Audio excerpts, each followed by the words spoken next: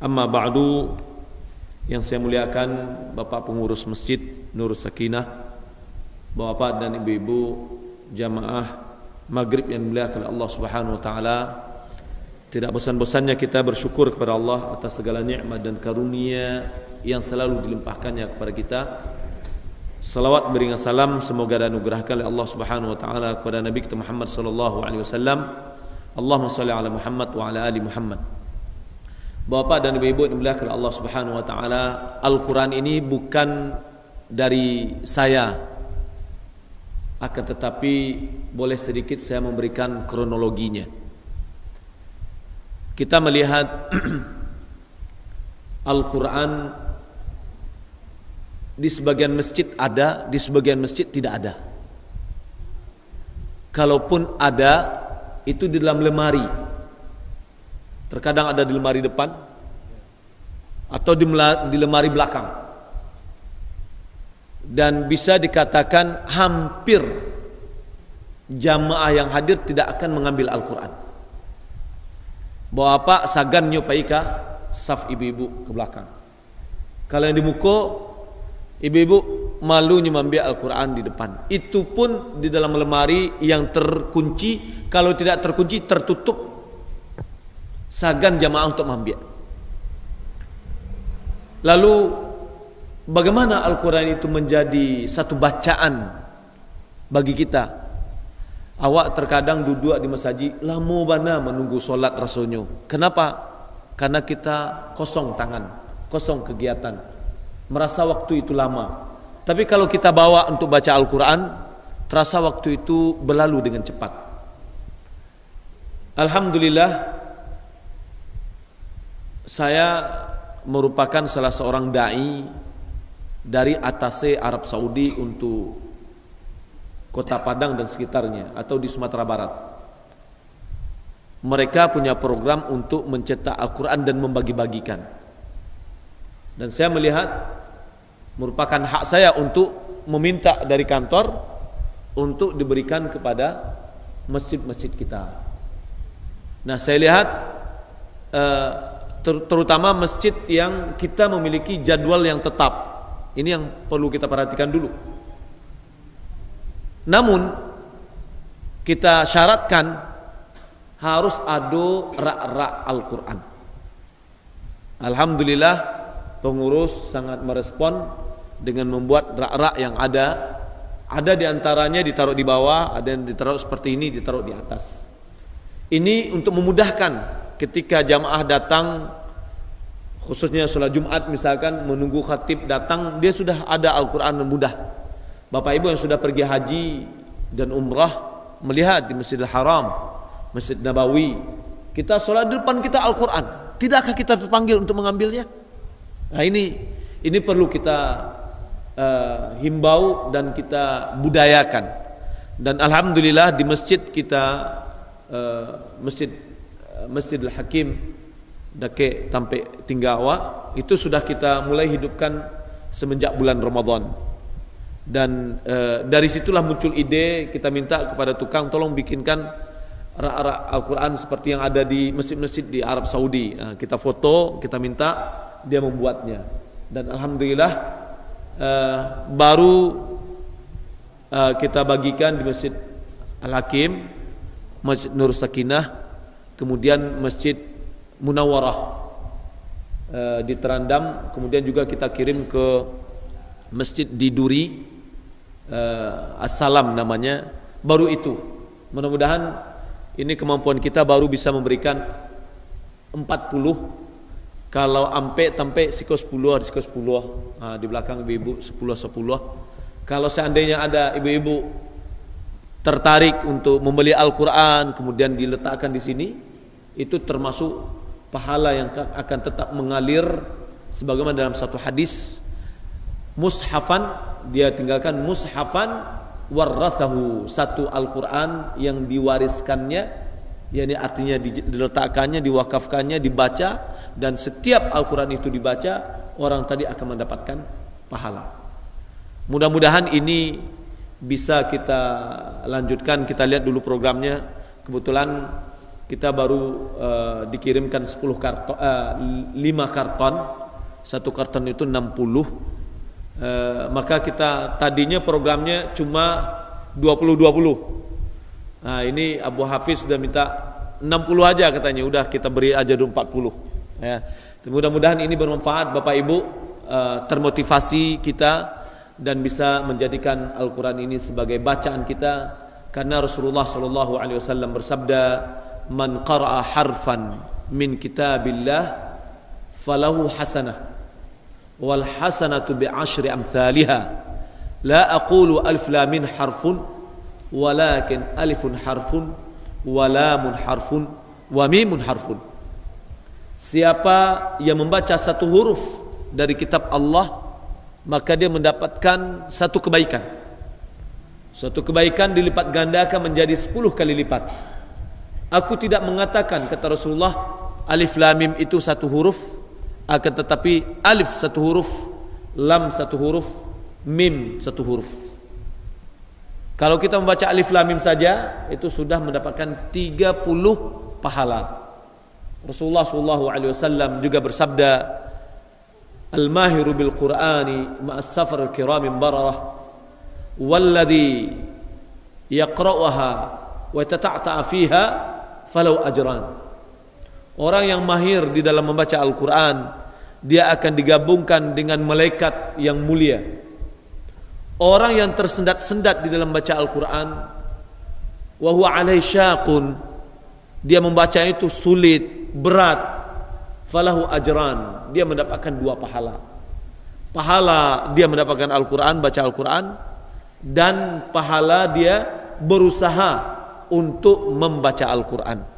Jadi mudah-mudahan ini menjadi satu kebiasaan kita, mudah-mudahan ke depan.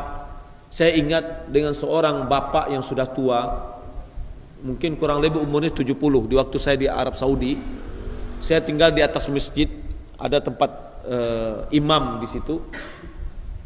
Saya melihat bapak ini, dia datang ke masjid sebelum waktunya. Dia bawa Al-Quran kecil,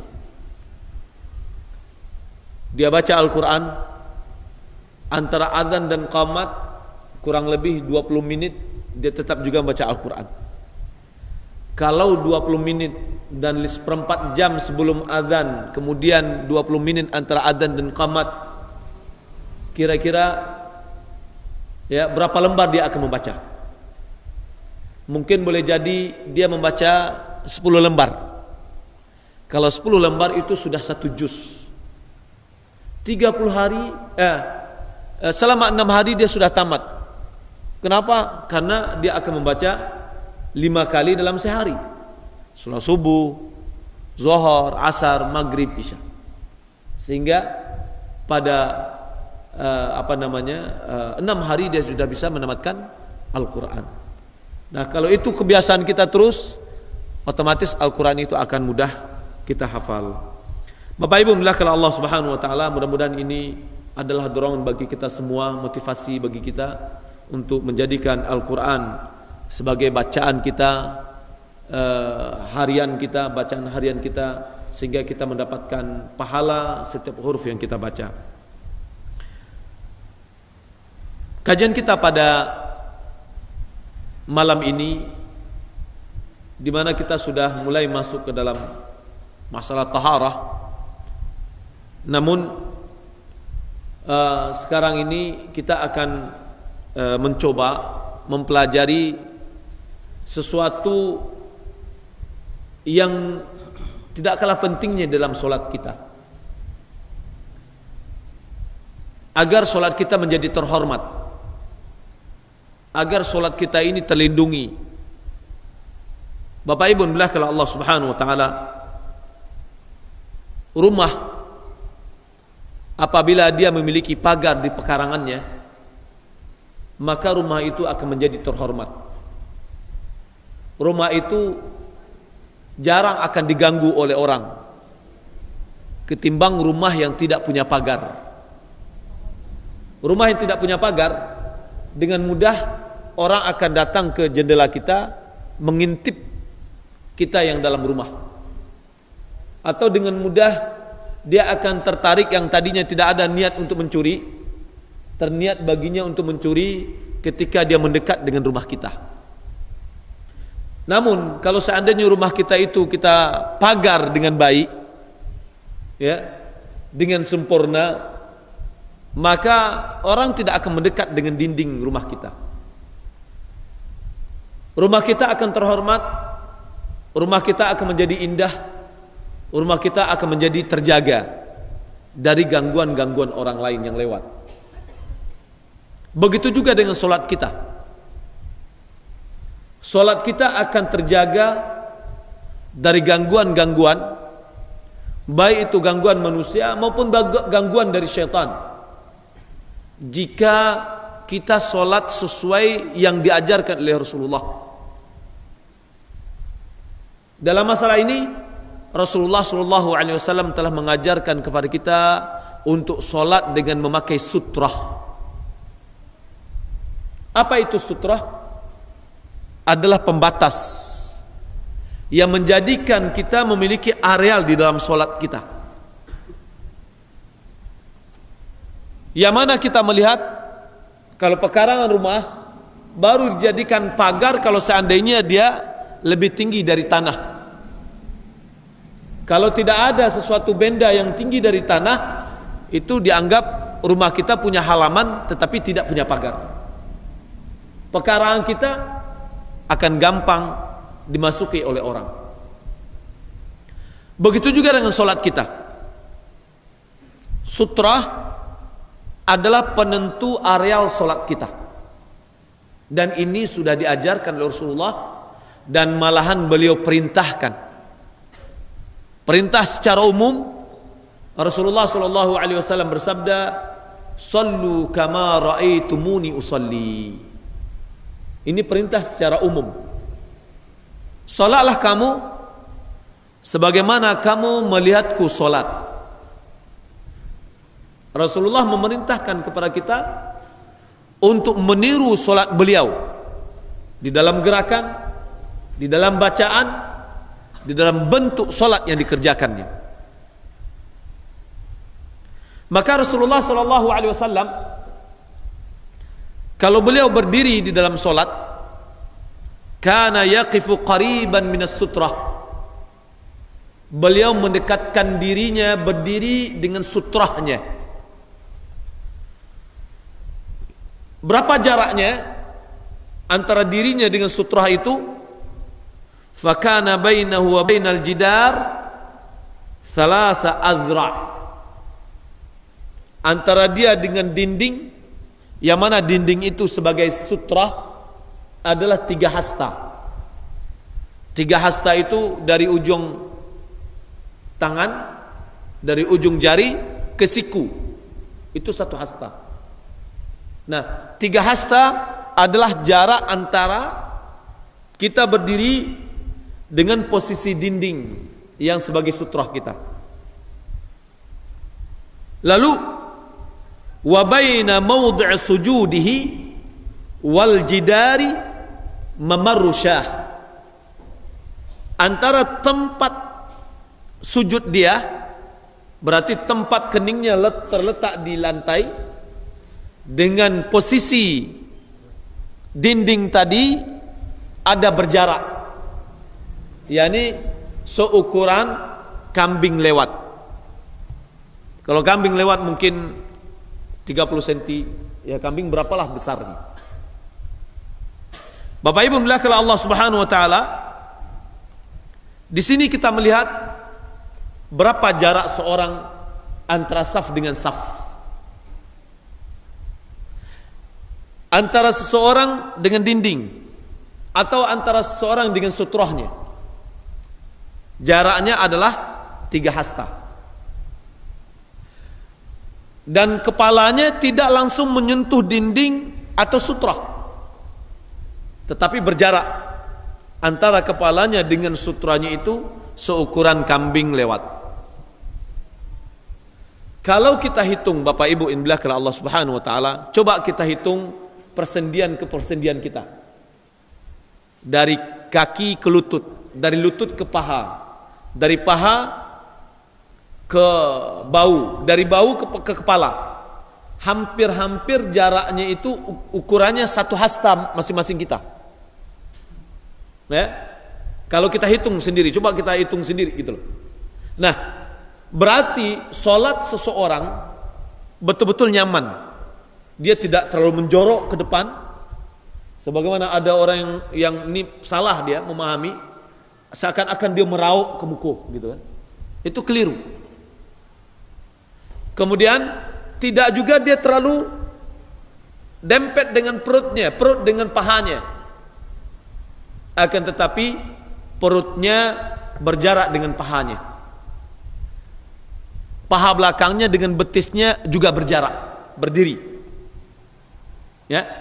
Nah, antara dirinya dengan kepalanya dengan tempat sutrahnya atau jidarnya atau dinding itu seukuran kambing yang lewat. Bapak Ibu belakang Allah Subhanahu wa taala. Beliau mengatakan, ini perintah. La tusalli illa ila sutratin wala tada ahadan yamurru baina yadayk fa in aba faltuqatilhu fa inna ma'ahu al-qarin. Janganlah kamu salat kecuali menghadap kepada sutrah, mendekat kepada sutrah. Ya. Berarti hendaklah kita itu salat ada sesuatu di depan kita, dinding, tonggak, tas, atau orang pun bisa. Orang yang duduk depan, kita di belakangnya. Rasulullah Shallallahu Alaihi Wasallam terkadang beliau ambil pelana tempat duduk di atas onta itu, beliau letakkan, lalu beliau sholat menghadap ke pelana itu yang namanya adalah ar-rahil. Terkadang beliau sholat menghadap ke dinding, atau kadang-kadang juga menghadap ke tonggak atau tiang.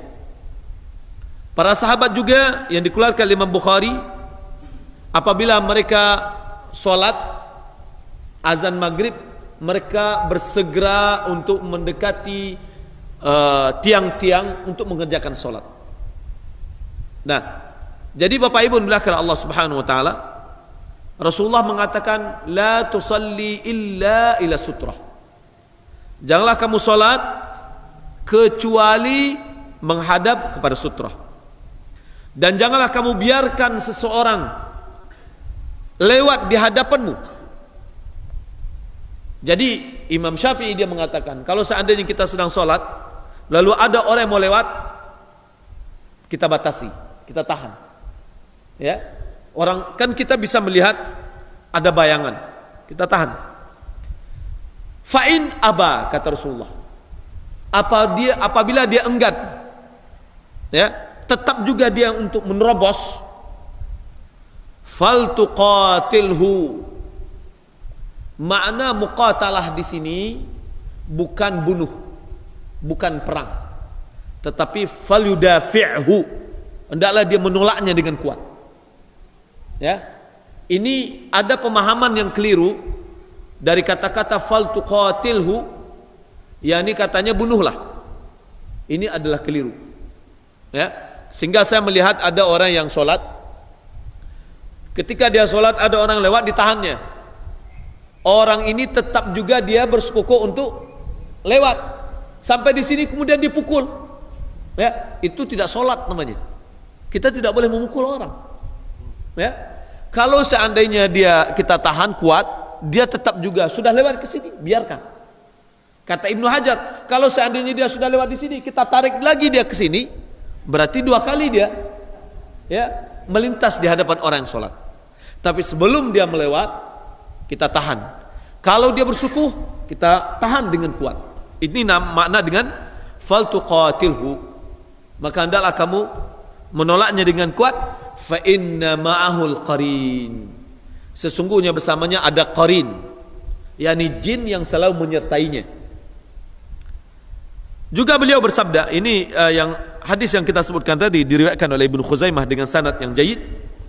Kemudian hadis dikeluarkan Abu Dawud dan Bazzar, Rasulullah sallallahu alaihi wasallam bersabda, "Idza shalla ahadukum ila sutratin falyadnu minha." Jika seorang ingin salat mengarah ke sutrah, hendaklah dia mendekati kepada sutrahnya tersebut.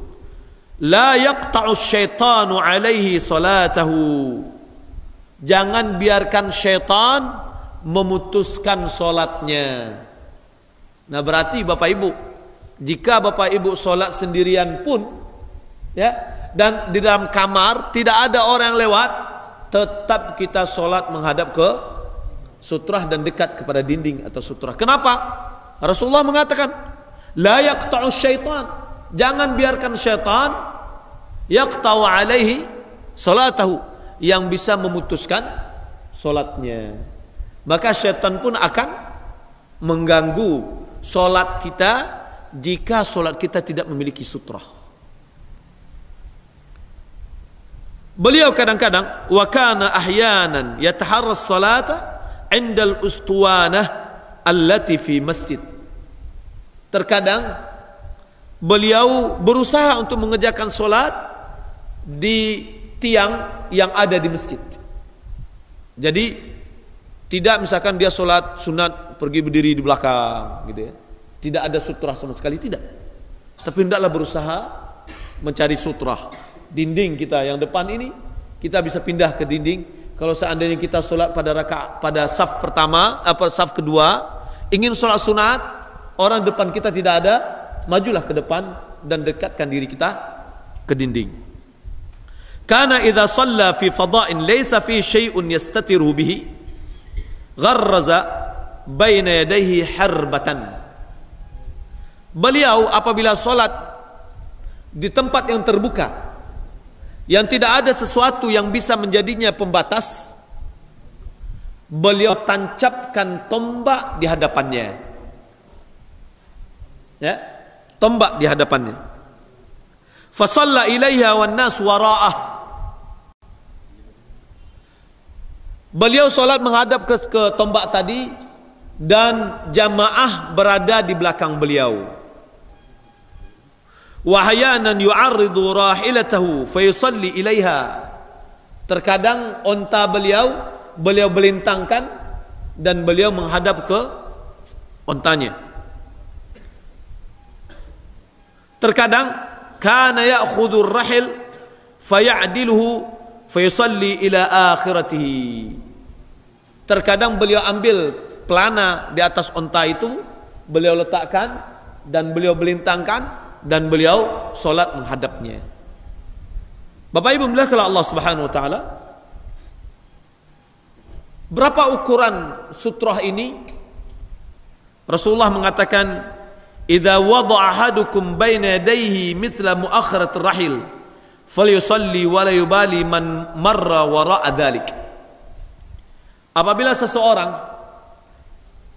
telah meletakkan di hadapannya seukuran pelana onta, maka solatlah dan tidak perlu dihiraukan orang yang lewat di belakangnya. Yani tiang tadi atau sutrah tadi sudah diletakkan, misalkan ini sutrah, dia solat menghadap ke sini, orang yang dilewat di belakang ini tidak perlu dihiraukan. Tapi kalau ada orang yang lewat di hadapan di sini, ditahan. Kenapa? Itu adalah areal solat kita. Dan harus kita tentukan ini arealnya dengan meletakkan sutrahnya. Bapak Ibu muliakan Allah Subhanahu wa taala, beliau juga mengatakan, kana ahyanan yusalli ila sarir. Terkadang beliau solat di hadapannya itu ada ranjang, ya. Wa Aisyah radhiyallahu anha muttaja'atan alaihi. Sementara istrinya Aisyah tidur di atas ranjang itu. Jadi kalau seandainya kamarnya dia sholat di kamar, kemudian kebetulan ranjang itu menghadap ke kiblat, ada posisi dia untuk sholat, maka ranjang itu sudah bisa dijadikan sebagai sutrah. Wa kana la yad'u syai'an yamurru baina yadayhi wa baina sutrah. Beliau tidak membiarkan siapa yang lewat di hadapannya.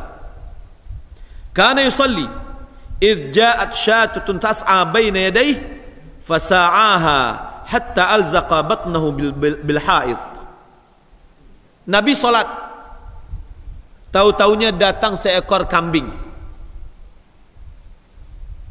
yang berusaha melewati, menembus tempat di hadapannya. Lalu beliau berjalan ke depan sampai perut beliau itu nempel dengan dinding. Artinya dia tidak biarkan siapapun lewat di hadapan dia dengan sutrah tadi. Wa shalla salatan maktubah fa dhamma yadahu falamma shalla qalu ya Rasulullah ahadatha fi salati syai'un qala la illa anna syaitan arada an yamurra baina yadayhi fa khanaqtuhu hatta wajadtu burda lisanihi ala yadi. Rasulullah salat fardu. Lalu beliau seakan-akan menangkap sesuatu. Ya, dhamma yadahu, beliau kumpulkan tangannya. Falamma shalla, setelah beliau selesai salat, qalu, para sahabat bertanya, wahai Rasulullah, apakah terjadi sesuatu dalam salat tadi? Karena Rasulullah Rasulullah begini, dia tahan begini. La, kata Rasulullah, tidak ada terjadi sesuatu. Hanya saja illa anna syaitan, bahwasanya ada syaitan yang ingin lewat di hadapanku. Ya. Fa khanaqtuhu, aku cekik dia. Hatta wajadtu burda lisanihi ala yadi, sampai aku merasakan dingin lidahnya syaitan tadi di tanganku, kata Rasulullah sallallahu alaihi wasallam. Wa aimullah laula ma sabaqani ilaihi akhi Sulaiman, demi Allah, kalaulah tidak Sulaiman telah mendahuluiku kepadanya, ya, lartubita ila sariyatin min sawaril masjid hatta yatifa bihil wildan ahlul Madinah.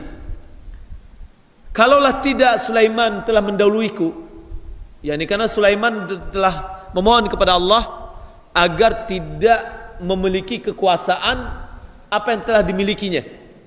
yakni Nabi Sulaiman berkuasa untuk menguasai syaitan, menguasai jin.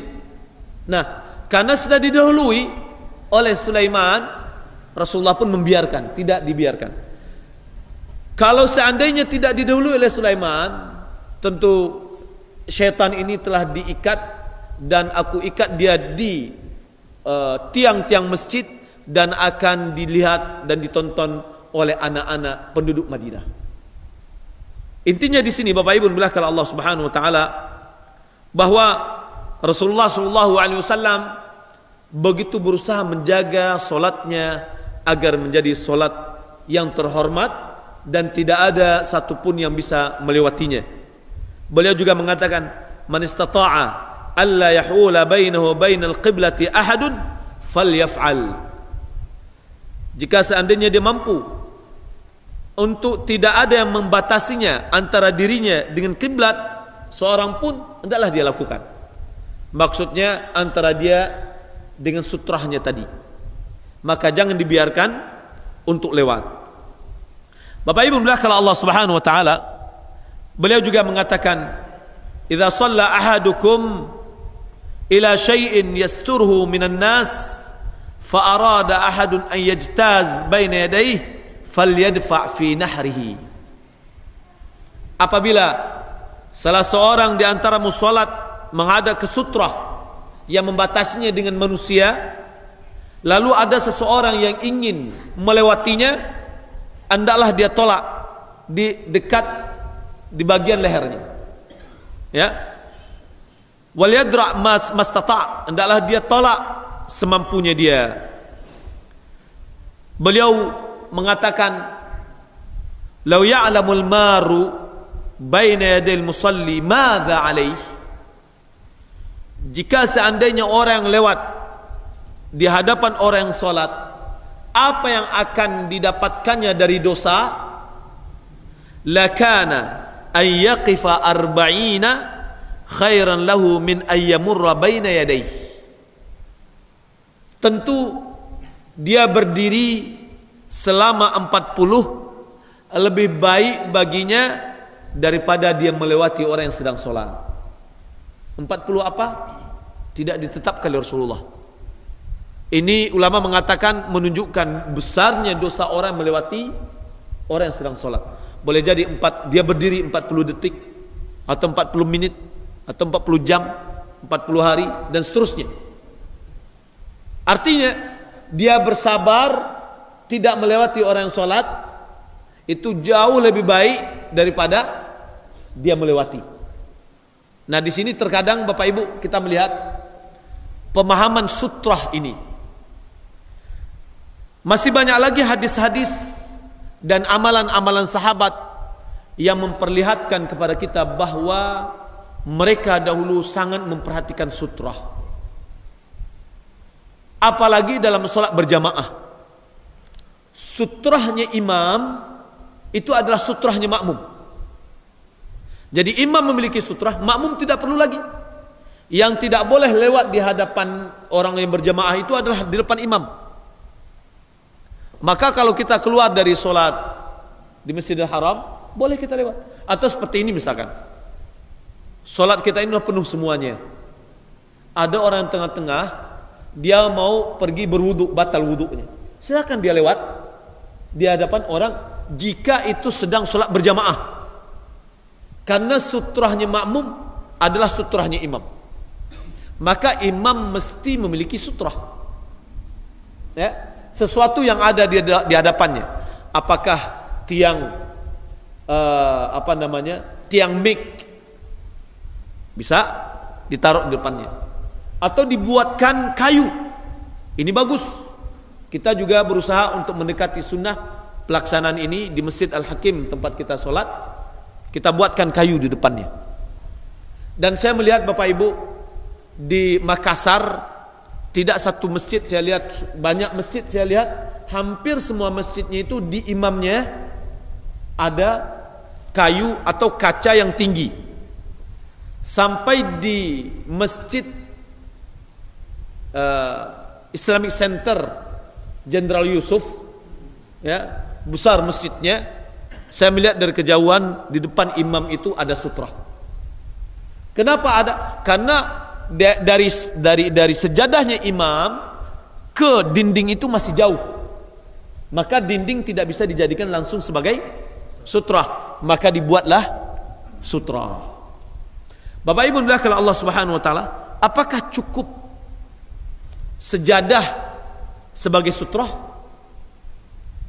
Kalau kita lihat dari hadis-hadis tadi, batas sutra itu ukurannya adalah pelana onta tadi, yang kurang lebih tingginya 30 cm atau 40 cm. Ada orang berdalil, ada hadis, kalau siapa yang tidak mendapatkan sutra hendaklah pakai garis. Namun ulama hadis menilai hadis itu lemah. Kalau lemah berarti tidak bisa kita ambil jadi argumentasi. Kalau kuat itu sudah cukup sebagai dalil bahwa bedanya tikar itu sudah cukup. Akan tetapi karena dalilnya tidak kuat, maka tidak bisa dijadikan sebagai argumen. Bapak Ibu dimuliakan Allah Subhanahu wa taala. Di sini kita melihat ada orang yang terkadang kurang memahami bahwa antara orang yang sholat di belakang dengan orang yang duduk di depan itu sebenarnya orang yang duduk di depan itu adalah sutrahnya. Ya, Ibnu Umar meminta kepada salah seorang di antara kawannya untuk menjadikan punggungnya sebagai sutrah. Jadi kalau ada dia mau sholat, disuruh kawannya duduk di depan, maka dia sholat di belakangnya. Kalau itu jauh dari dinding, ya. Nah, maka antara orang yang sholat dengan orang yang sedang duduk, kita tidak boleh lewat di hadapannya. Maka sholatlah di hadapan orang yang duduk atau di belakang orang yang sholat. Nah, ini kelihatan kita lihat, misalkan satu saf ini semuanya sudah selesai sholat, ada yang masbuk di belakang. Nah, terkadang orang yang di depan ini lebih menghormati orang yang duduk ketimbang orang yang sedang sholat. Ya Pak ya, sehingga dia nyelonong masuk lewat dengan di hadapan orang yang sholat. Ini termasuk dalam ancaman hadis Rasulullah tadi. Kalau seandainya orang yang lewat di hadapan orang yang sholat itu mengetahui apa yang akan dia dapatkan, tentu dia diam diri, berdiri 40, atau dia lewat di depan. Ya, kita bisa minta permisi, Pak, misi Pak, saya mau lewat. Ya, kalau seandainya dia bilang etika kita lewat di hadapan orang yang sedang duduk, kita akan bisa ngomong. Ya, akan tetapi perlu kita hormati orang yang sedang sholat. Dia sedang bermunajat kepada Rabbnya, maka janganlah kita ganggu areal sholatnya. Bapak Ibu dimuliakan Allah Subhanahu Wa Taala, maka bagi kita, ya, apalagi kita sholat berjamaah, tentu kita ingin sholat kita ini lebih sempurna. Apalagi kita sudah mendengar hadis-hadis Rasulullah Sallallahu Alaihi Wasallam, orang yang apa namanya sudah mengetahui bagaimana yang lebih sempurna sholatnya, hendaklah dia berusaha untuk sesempurna mungkin. Saya melihat seorang dosen, seorang syekh, mungkin bagian bapak-bapak yang masih ingat untuk pergi ke Masjidil Haram, Masjidil Nabawi, ada pintu Babur Rahmah, ya, dia masbuk, dan itu pintu tempat orang lewat. Dia masbuk, sementara posisi dia dengan tonggak jauh. Orang Arab memakai serban, kemudian memakai peci. Nah, orang lain yang setelah sholat dia berdiri, dia pergi, dia sendirian tinggal sholat. Maka pada saat itu dia berusaha semaksimal mungkin. Apa yang dilakukannya? Dia buka pecinya, dia taruh di hadapannya, supaya orang tahu bahwa antara peci dengan dia itulah areal sholatnya. Ya. Nah, jadi Bapak Ibu dimuliakan Allah Subhanahu Wa Taala, itu dalam kondisi darurat. Allah Subhanahu Wa Taala mengatakan fattaqullaha mastata'tum, bertakwalah kepada Allah semampunya. Ketika itulah mampu. Enggak mungkin dia berjalan dari belakang jauh ke depan, tidak mungkin. Tetapi kalau seandainya satu langkah, dua langkah dia mendekati kepada sutrahnya, itu tidak mengapa dan tidak akan merusak solatnya. Maka kalau karena itu Bapak Ibu dimuliakan Allah Subhanahu Wa Taala, alhamdulillah kita di sini selalu berusaha melakukan kegiatan-kegiatan kita, terutama ibadah kita berdasarkan dalil dari Al-Quran dan Sunnah. Maka hendaklah kita berusaha untuk menyempurnakan ibadah kita ini.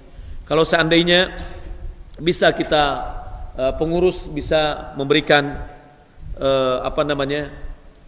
papan ya di depan imam, maka solat kita di sini akan terjaga. Solat makmum juga akan terjaga.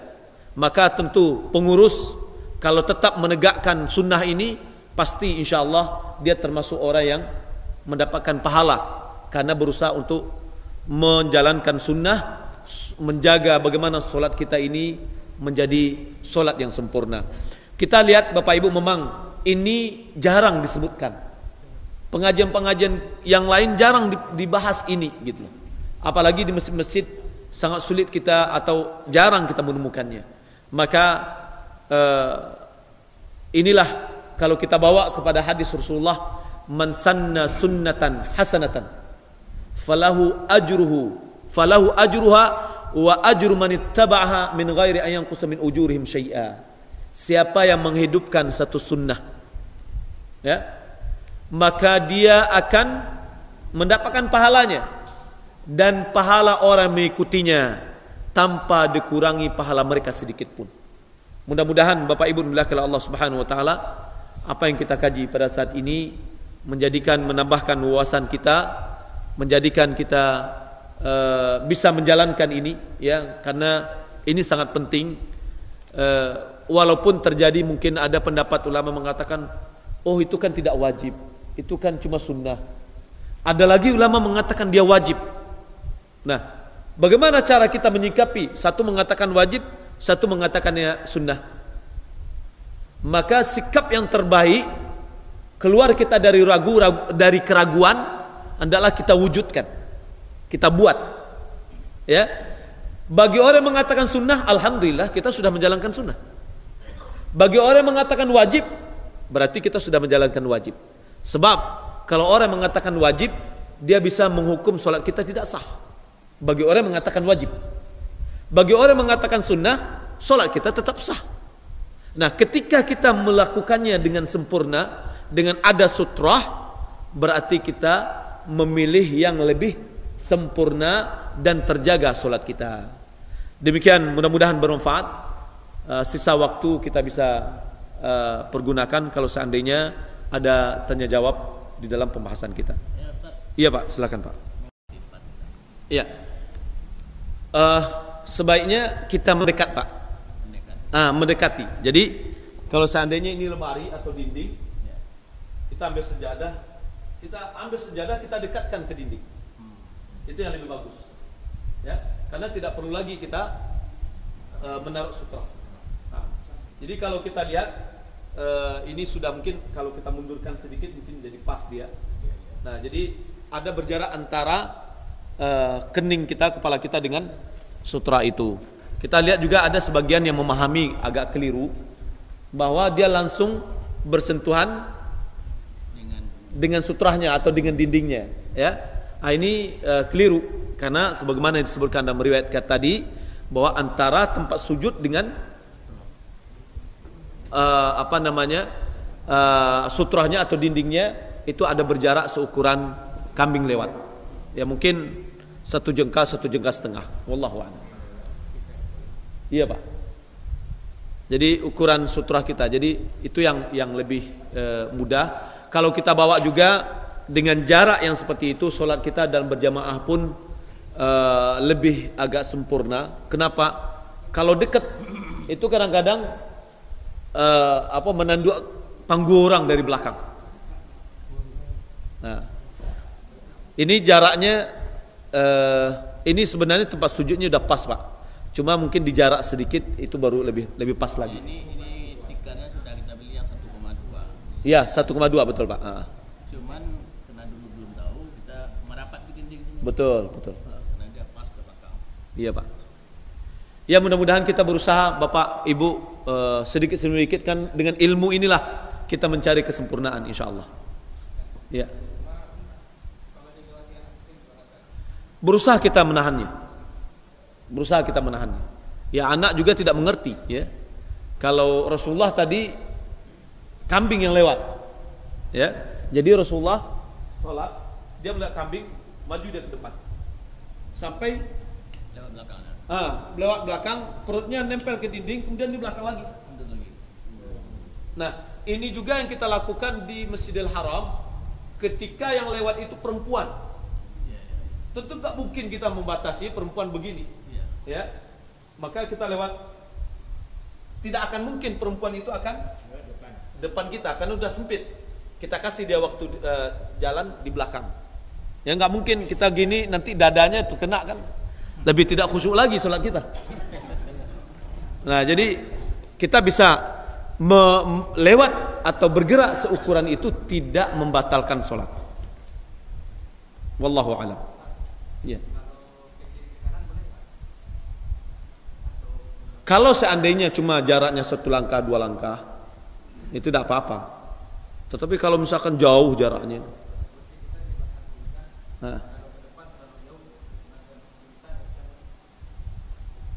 lihat kalau seandainya dia terlalu jauh, kalau dekat nggak ada masalah. Tapi kalau jauh sudah kita berusaha semaksimalnya apa yang bisa. Apakah peci kita taruh supaya tandanya, ya, wallahu a'lam.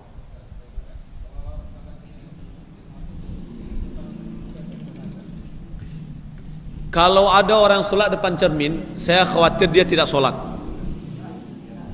Ya, apa? Dia akan melihat gaya sholatnya nanti.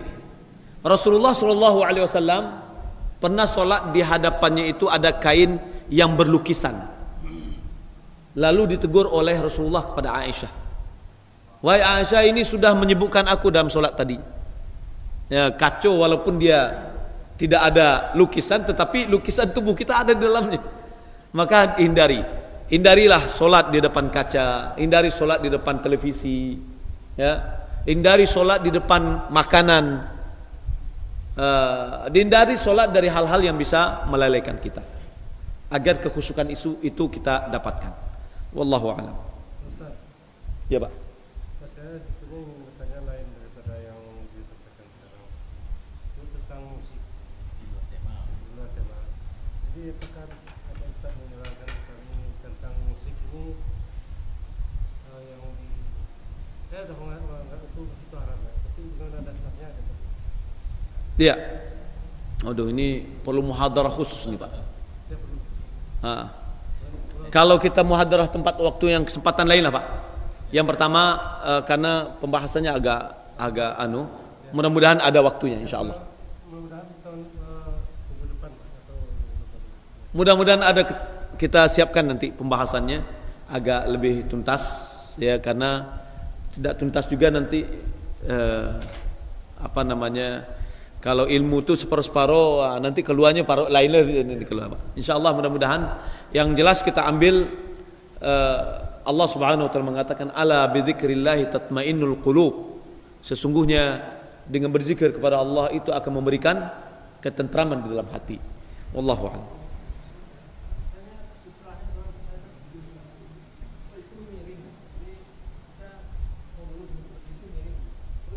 Boleh. Tiangnya aja tadi. Iya. Boleh. Pojoknya sudah bisa Bapak jadikan. Iya, Bu, silakan, Bu.